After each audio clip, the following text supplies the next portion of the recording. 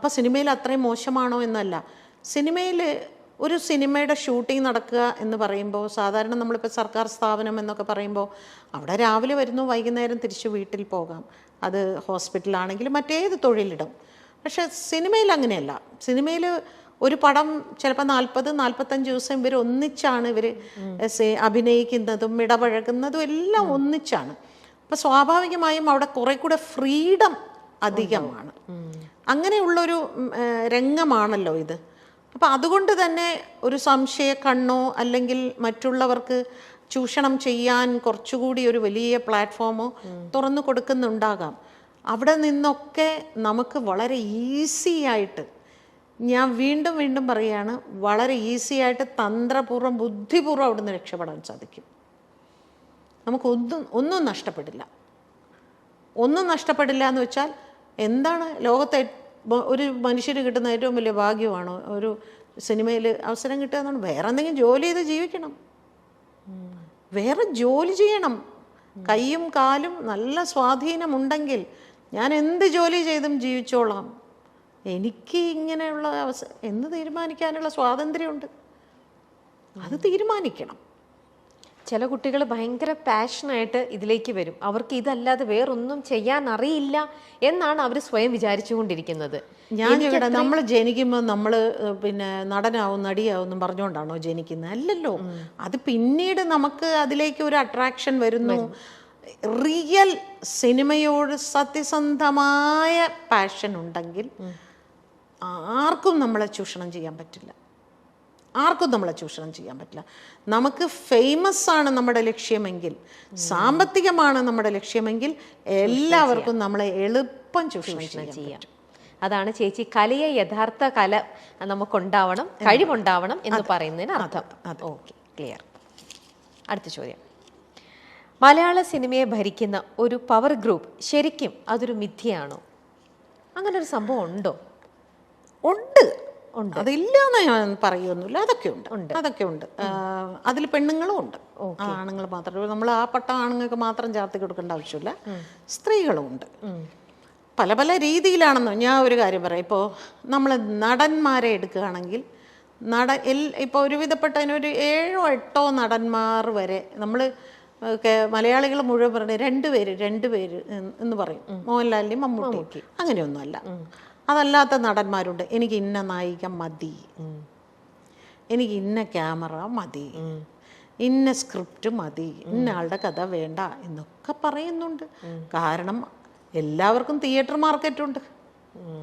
ഇതിനെല്ലാം നിർമ്മാതാക്കളും സംവിധായകരും ഓക്കെ എന്നും പറയുന്നുണ്ട്. അപ്പോൾ എങ്ങനെയാണ് അവർ പ്രമുഖരാകുന്നത്? ആർക്കൊക്കെ ഇതിൽ കൈയുണ്ടെന്നൊന്ന് ആലോചിച്ച് നോക്കൂ. തിയേറ്ററുകാർക്കുണ്ട്, ചാനൽ OTT പ്ലാറ്റ്ഫോമിനുണ്ട്, പിന്നെ പ്രൊഡ്യൂസേഴ്സിനുണ്ട്, ഡയറക്ടേഴ്സിനുണ്ട്. എല്ലാവരും കൂടിയാണ് അവരെ പ്രമുഖരാക്കുന്നത്.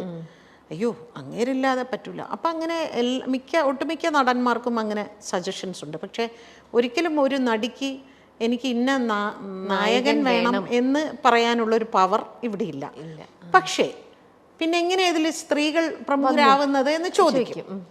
അതെങ്ങനെയാണെന്ന് വെച്ചാൽ ചില നടിമാർ പറയും എനിക്ക് ഇന്ന മേക്കപ്പ് മാൻ മതി, അല്ലെങ്കിൽ ഇന്ന മേക്കപ്പ് ആർട്ടിസ്റ്റ്, അത് മെയിൽ ഓർ ഫീമെയിൽ, അല്ലെങ്കിൽ ഇന്ന ഹെയർ ഡ്രസ്സർ മതി.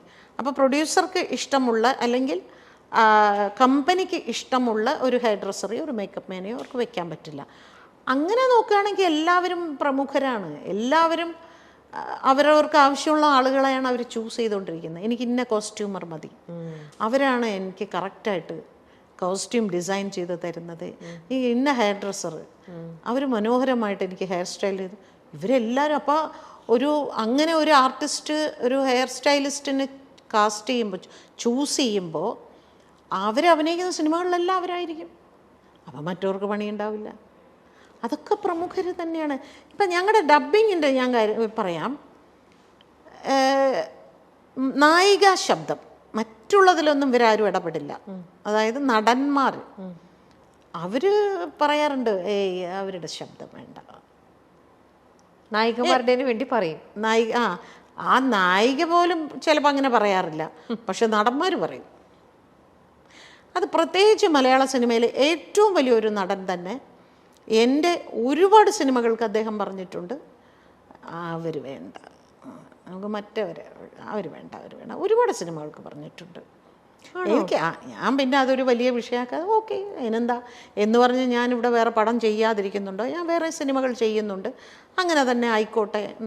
അതൊക്കെ നമ്മൾ ഈസി ആയിട്ട് ഇതിൻ്റെ ഒരു ഭാഗമായിട്ട് എടുക്കുക, അത്രയേ ഉള്ളൂ. അതിനൊന്നും നമ്മൾ കൊടി ഉയർത്തി ഇതിൻ്റെ പിന്നാലെയൊന്നും പോയിട്ടൊന്നും ഒരു കാര്യമില്ല. ആ നായികയ്ക്ക് വേണ്ടിയിട്ടാണ് ചേച്ചി ഇവിടെ ശബ്ദം കൊടുക്കുന്നത്.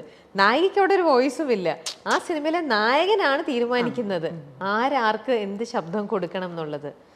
അപ്പൊ അതൊരു പവർ ഗ്രൂപ്പിന്റെ ഓരോ ഇതെന്ന് പറയുന്നത് തന്നെ പവർ ഗ്രൂപ്പ് ഒക്കെ ഉണ്ട്. അതില്ല എന്ന് പറഞ്ഞാൽ ഞാൻ സമ്മതിക്കില്ല.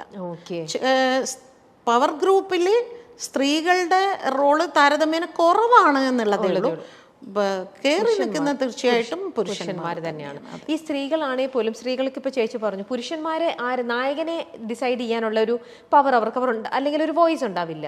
എന്നിരുന്നാൽ കൂടെ അവരുടെ കൂടെ അഭിനയിക്കുന്ന ബാക്കി കോ ആർട്ടിസ്റ്റുകൾ അവരാരൊക്കെ വേണം, അല്ലെങ്കിൽ എനിക്കിപ്പം ഒരാളുമായിട്ട് എനിക്ക് വലിയ താല്പര്യമില്ല, അപ്പം എൻ്റെ സിനിമയിൽ അവരാണ് എൻ്റെ സിസ്റ്ററായിട്ടോ എൻ്റെ ഫ്രണ്ടായിട്ടോ വരുന്നതെങ്കിൽ അങ്ങനെയും അവരവിടെ ചെയ്യിക്കാറുണ്ടാവും അല്ലേ? ഞാൻ വരണമെന്നുണ്ടെങ്കിൽ ആ കുട്ടീനെ ആ സിനിമയിൽ വെക്കാൻ പാടില്ല അല്ലേ? നമുക്കറിയാം പണ്ടൊക്കെ നമ്മൾ പ്രേം നസീർ സാറിൻ്റെ കാലത്തൊക്കെ നസീർ സാറ് ഷൂട്ടിംഗ് സെറ്റിൽ പോയിരിക്കുമ്പോഴാണ് ഓരോ ആർട്ടിസ്റ്റിന് ഇതിലേത് കഥാപാത്രമാണ് ചെയ്യുന്നത് എന്ന് സാറ് ചോദിക്കുമ്പോഴാണ് സാറിന് അറിയുന്നത് സാറിൻ്റെ അനിയത്തിയായിട്ട് അവരാണെന്ന്. ഇന്നങ്ങനെയല്ല. ഇന്ന് ഇവർ പറയും എൻ്റെ അനിയത്തി ആരാകണം, എൻ്റെ ചേച്ചി ആരാകണം, എൻ്റെ അമ്മ ആരാകണം, എൻ്റെ കാമുകി ആരാകണം, ഇതെല്ലാം അവർ പറയുന്നതനുസരിച്ച് തന്നെയാണ് പോകുന്നത്.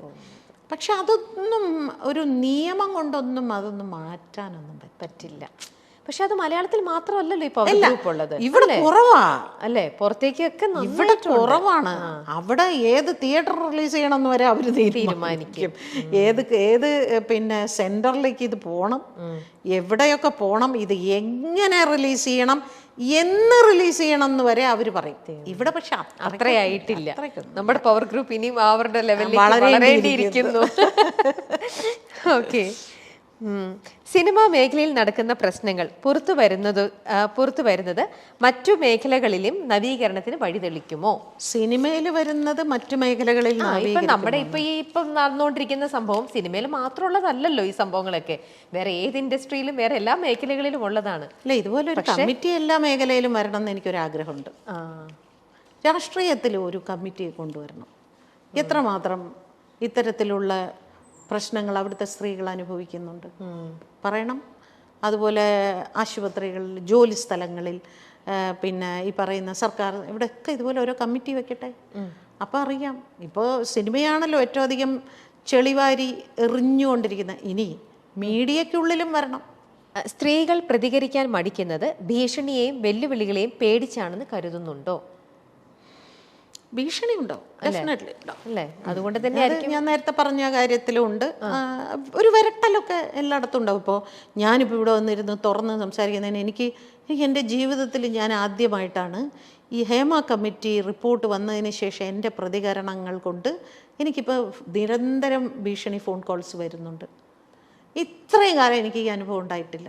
പക്ഷേ ഇപ്പോൾ അത് IT സെല്ലിലേക്ക് അങ്ങോട്ട് കൊടുക്കുമ്പോൾ ഇവർ നോക്കിയിട്ട് വരണം, ആന്ധ്രാപ്രദേശിൽ നിന്ന് വരുന്നു, മഹാരാഷ്ട്രയിൽ നിന്ന് വരുന്നു. ഇന്നലെ രാത്രി 12 മണിക്ക് വന്നത് വെസ്റ്റ് ബംഗാളിൽ നിന്ന്. എന്ത് വിളിക്കുന്ന ചേച്ചി? വെട്ടിക്കളയും, കൊന്നുകളയും, അടിക്കും എന്നൊക്കെ പറഞ്ഞാണ് ഈ വിളിക്കുന്നത്. അവിടുന്ന് വിളിക്കുന്നവങ്ങളെല്ലാം മലയാളികൾ തന്നെ, മലയാളികളാണ് വിളിക്കുന്നത്. അതാണ് രസം. നല്ല മനോഹരമായ മലയാളത്തിൽ സംസാരിക്കുന്നു. ഇന്നലെ വിളിച്ച് എന്നെ ഭീഷണിപ്പെടുത്തത് നീ ഡ്രഗ് മാഫിയക്കെതിരെ ഇറങ്ങുമോടി എന്ന് ചോദിച്ചുകൊണ്ട്. ഞാൻ പറഞ്ഞില്ലേ മലയാള സിനിമയിൽ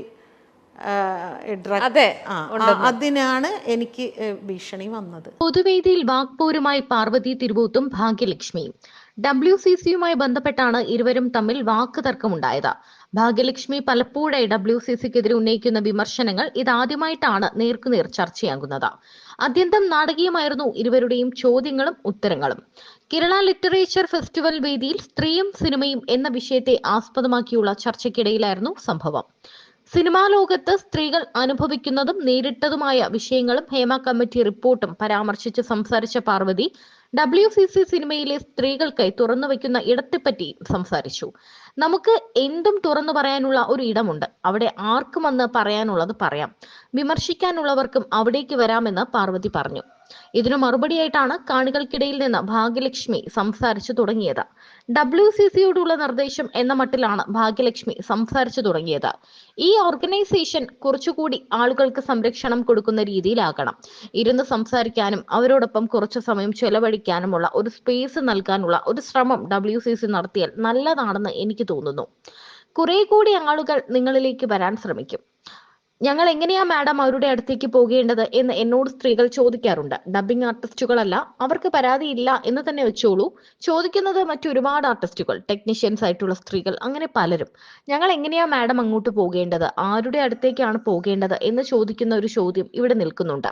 അപ്പോൾ അതുകൂടി ഒന്ന് നിങ്ങൾ പരിഗണിക്കണം എന്നുകൂടിയാണ് എനിക്ക് ഇത്രയും ആളുകളുടെ മുന്നിൽ വെച്ച് നിങ്ങളോട് പറയാനുള്ളത്. ഞാൻ ഇവിടെ വെറുതെ ഇരുന്ന് കേട്ടിട്ട് പോകാം എന്ന് കരുതി തന്നെയാണ് വന്നത്. പക്ഷേ എനിക്ക് അങ്ങനെയല്ല തോന്നിയത്. എന്റെ ഭാഗത്ത് നിന്നുള്ള ഒരു സജഷൻ ഉണ്ടാകണം എന്ന് ഭാഗ്യലക്ഷ്മി പറഞ്ഞു.